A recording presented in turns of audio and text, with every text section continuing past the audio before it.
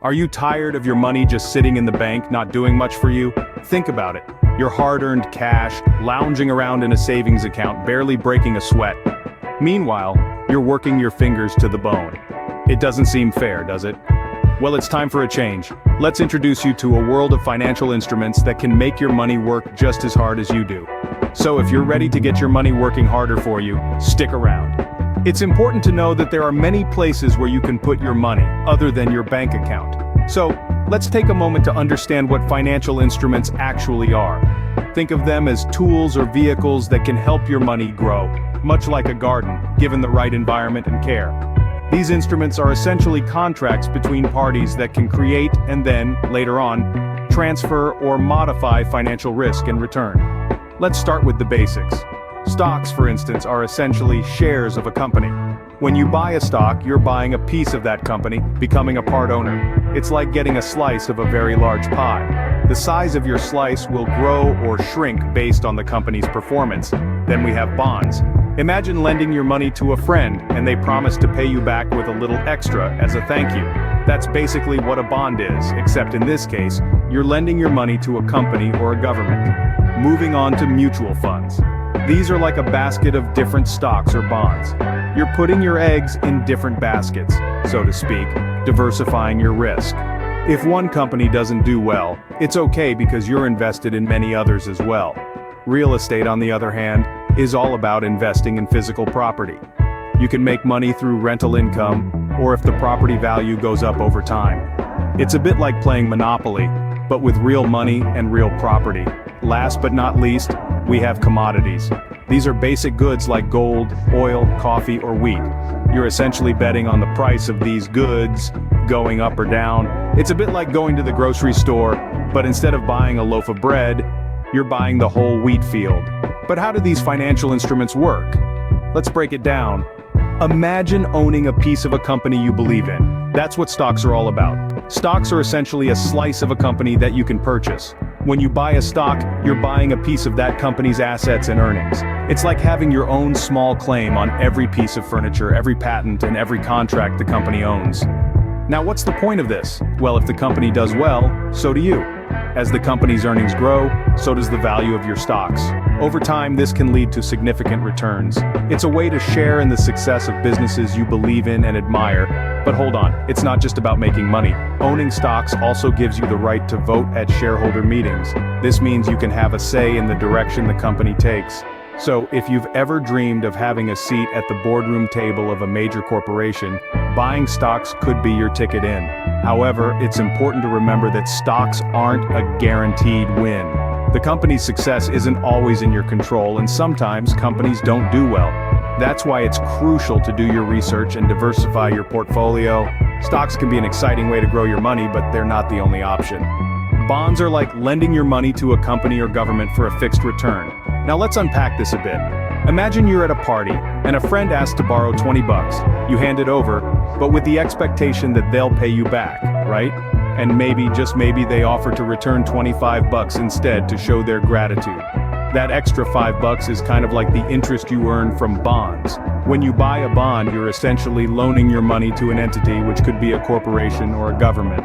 They promise to pay you back the full amount, the principal, at a predetermined date called the maturity date. But that's not all. They also agree to pay you periodic interest, often semi-annually, which is known as the coupon rate. This is your return on investment, but as with all financial instruments, there's a catch. Bonds, while generally considered safer than stocks, carry their own set of risks. For example, if the entity issuing the bond encounters financial trouble, they may default on their payments. This is known as credit risk, or consider interest rate risk. If interest rates rise after you've purchased your bond, newer bonds might offer higher returns, making your bond less valuable if you wanted to sell it before maturity. While bonds might not be as thrilling as stocks, they can provide a steady income. They are, in essence, a safer harbor in the sometimes stormy sea of finance. Mutual funds are a way to spread your investments across a variety of stocks and bonds. Picture a smorgasbord of financial opportunities, all laid out on a single platter. That's the beauty of mutual funds. Instead of picking and choosing individual stocks or bonds, you get a diversified mix in one neat package. How does this work? Well, when you invest in a mutual fund, you're pooling your money with other investors. This pot of funds is then managed by a professional fund manager, whose job it is to strategically select a range of stocks, bonds, or other assets. This is diversification in action. And why is diversification important? Think of it as not putting all your eggs in one basket. If you invest all your money in one company's stock and that company tanks, you stand to lose everything.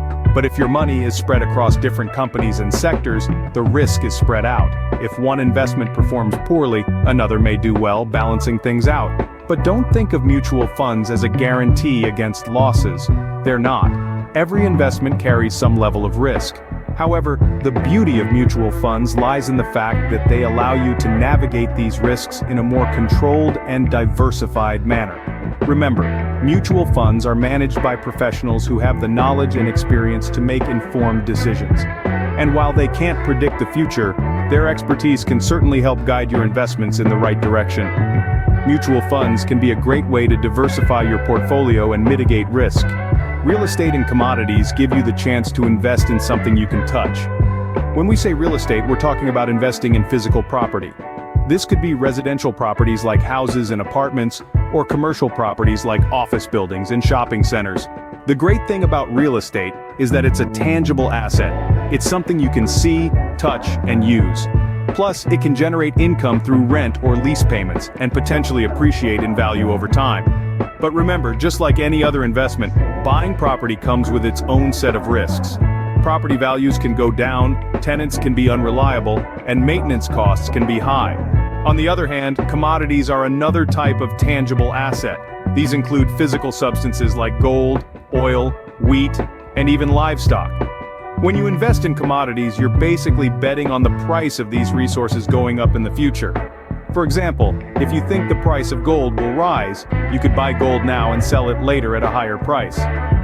Commodities can be a good way to diversify your portfolio, as their prices often move in different directions to stocks and bonds.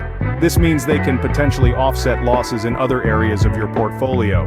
However, commodities can be highly volatile, and prices can fluctuate widely due to factors like supply and demand, geopolitical events, and natural disasters. So how do you get started with real estate and commodities? For real estate, you could consider buying a rental property or investing in a real estate investment trust, also known as a REIT. For commodities, you could buy physical assets like gold bars, or invest in commodity futures contracts or exchange-traded funds. In conclusion, real estate and commodities can offer unique benefits as tangible assets. They provide opportunities to diversify your portfolio, hedge against inflation, and earn income. But as with any investment, it's important to do your research, understand the risks, and consider your financial goals and tolerance for risk before diving in. These tangible assets can add a new dimension to your investment portfolio. So, you see, there are many ways to make your money work harder than it would in a traditional savings account. We've journeyed through the realm of financial instruments, discovering that there's a whole world beyond the simplicity of cash. Stocks can provide a slice of a company's future profits. Bonds are like giving your money on loan to a trustworthy friend, but with interest. Mutual funds allow you to spread your eggs across multiple baskets, diversifying your risk, and investing in real estate and commodities gives you the satisfaction of owning tangible assets. But don't forget the golden rule of investing: diversification. Spreading your investments across these different channels can help to balance out any ups and downs. And finally, always remember that every investment comes with its own set of risks. Take your time, do your research, and plan carefully. Remember, investing involves risks, but with careful planning and diversification, you can make your money work harder for you.